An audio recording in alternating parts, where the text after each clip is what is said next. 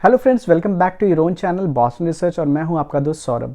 इस video series में हम बात करेंगे शेयर मार्केट में यूज किए जाने वाले बहुत भारी भारी गिमिक्स के बारे में, जैसे EPS, ROE, ROCE, NIM, cost of borrowing, net interest margin, EBITDA, ऐसे बड़े बड़े शब्दों के बारे में हम बहुत आसानी से समझेंगे। तो क्योंकि सारे टॉपिक्स को एक ही वीडियो में कवर करने से वीडियो बहुत लंबा हो जाएगा, तो मैंने सोचा कि एक टॉपिक को एक ही वीडियो में रखा जाए। तो आज का जो हमारा टॉपिक है वो है ईपीएस। तो आइए हम समझते हैं कि ईपीएस होता क्या है, हम इसको निकालते कैसे हैं, और अगर हमारे पास दो कंपनियां या दो से अधिक कंपनियों के ईपीएस अवेलेबल हैं तो हम कैसे पता लगा सकते हैं कि कौन सी कंपनी उनमें से ज्यादा बेहतर है। और इसके साथ साथ हम दो इमेजिनरी कंपनियों को लेंगे और उनका ईपीएस कंपेयर करके देखेंगे कि कौन सी कंपनी ज्यादा बेहतर है। और अंत में एक एनएसई और बीएसई पे लिस्टेड कंपनी लेंगे और उसका ईपीएस निकाल के देखेंगे कि हम जो ईपीएस निकालते हैं क्या बैलेंस शीट में भी वही ईपीएस दिया हुआ है या नहीं। तो फर्स्ट थिंग फर्स्ट, आइए समझते हैं कि ईपीएस होता क्या है। तो ईपीएस का मतलब होता है अर्निंग पर शेयर। नाम से ही समझ में आ रहा है कि अर्निंग पर शेयर। तो ठेठ भाषा में हम ये भी समझ सकते हैं कि प्रॉफिट पर शेयर, यानी कि मान लीजिए आपने किसी कंपनी के शेयर्स खरीदे हैं या आपको किसी कंपनी के शेयर्स मिले हुए हैं, तो उस कंपनी का हर एक शेयर कितना वैल्यू जनरेट कर पा रहा है at the end of the quarter और at the end of the financial year.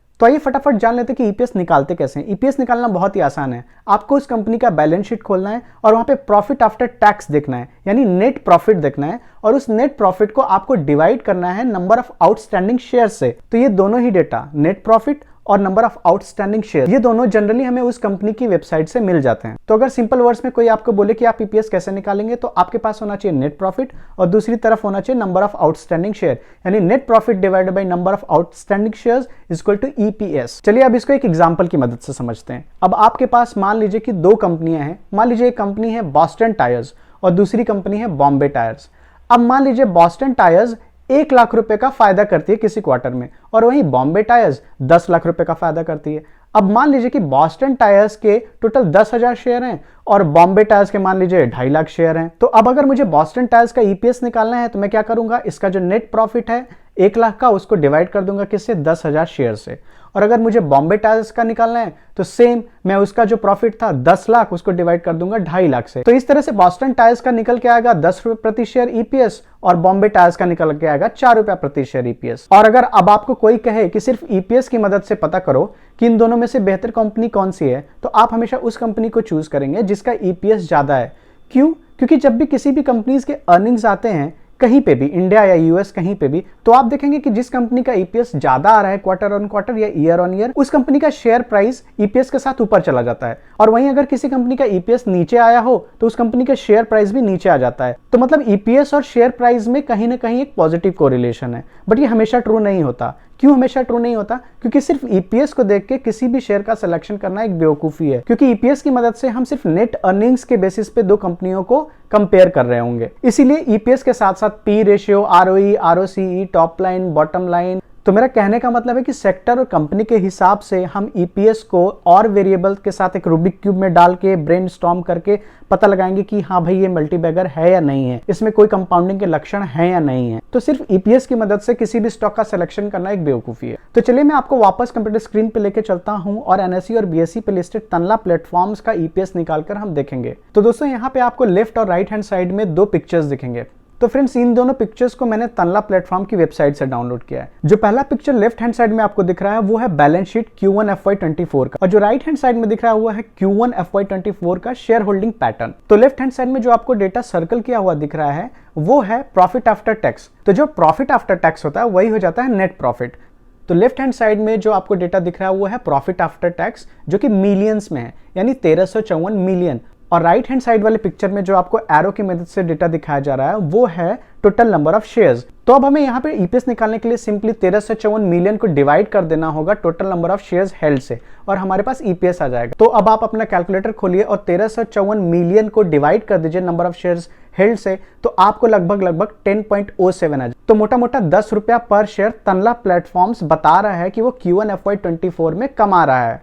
तो फ्रेंड्स आइए अब एक क्विक रिकैप करते हैं और समझते हैं ईपीएस क्या होता है। तो ईपीएस क्या होता है, अर्निंग्स पर शेयर या प्रॉफिट पर शेयर। और ईपीएस निकालते कैसे हैं, net profit divided by total number of outstanding shares. और ईपीएस का काम क्या है, तो ईपीएस का काम है कि ये हमें बताता है कि नेट अर्निंग्स जो आ रही है वो बढ़ के आ रही है हमेशा या घट के आ रही है।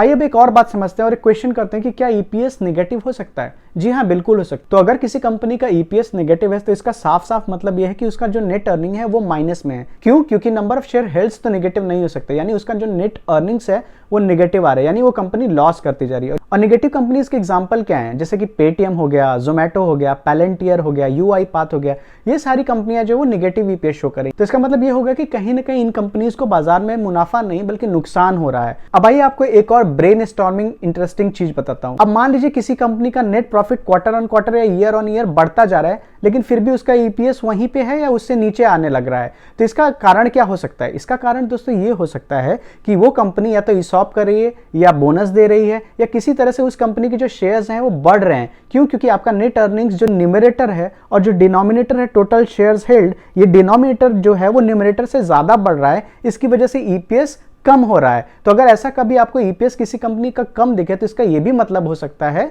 कि वो कंपनी ने कहीं ना कहीं अपने शेयर्स को बढ़ाया है किसी तरह से। अब आइए एक और बात समझते हैं कि ईपीएस का यूज कहां करते हैं। जैसा कि मैंने अपने पुराने वीडियो में बताया था कि जब हम पी रेशियो निकालते हैं तब हमें ईपीएस की जरूरत पड़ती है। क्यों? क्योंकि जब हम किसी कंपनी का पी रेशियो निकाल रहे होते हैं तो हमें उस कंपनी का जो करंट शेयर प्राइस है उसको डिवाइड करना पड़ता है ईपीएस से, जिससे हमको ये समझ में आता है कि वो कंपनी कितने टाइम्स पे ट्रेड कर रही है। फॉर एग्जाम्पल जो हमारा इमेजिनरी कंपनी था बॉस्टन टायर्स, उसका ईपीएस था 10 रुपए पर शेयर। अब मान लीजिए उसका पी रेशियो 50 हो, तो इसका मतलब है कि जब हम 50 को 10 से डिवाइड करेंगे तो हमें 5 मिलेगा। इसका मतलब है कि बॉस्टन टायर्स का हर एक शेयर जो 10 रुपया सिर्फ कमा रहा है वो उसके 5 गुना टाइम्स पे बाजार में बिक रहा है। तो ऐसी स्थिति में बॉस्टन टायर्स को आपको सिर्फ तभी खरीदना होगा जब आप ये जानते हो कि 50 के पी पे भी लेने के बाद भी मैं इसको किसी को 80 या 100 के पी पे बेच सकता हूं, नहीं तो आप उस शेयर में फंस जाएंगे। फ्रेंड्स, अगर आपको ये वीडियो इन्फॉर्मेटिव लगा हो या अच्छा लगा हो तो लाइक शेयर सब्सक्राइब जरूर करें। और ये याद रखें कि मैं कोई सेबी या एसईसी रजिस्टर्ड फाइनेंशियल प्लानर नहीं हूं। तो इस वीडियो में बताए गए किसी भी कंपनी में कल जाके आप खरीदारी ना कर लें, पहले अपने फाइनेंशियल प्लानर से पूछें, क्योंकि बहुत सारे लोगों को बिना फाइनेंशियल प्लानर की मदद से लिए हुए स्टॉक्स में फायदे से ज्यादा नुकसान ही होता है और मैं नहीं चाहता कि आपको कोई नुकसान हो। तो आज के लिए मैं इस वीडियो को यहीं रैप अप करता हूं। अगर आपको अभी भी ईपीएस में कोई डाउट है तो नीचे कमेंट्स में जरूर लिखिए, मैं आपको रिप्लाई करूंगा। और तब तक के लिए अपना ख्याल रखिए, खुश रहिए, जय हिंद।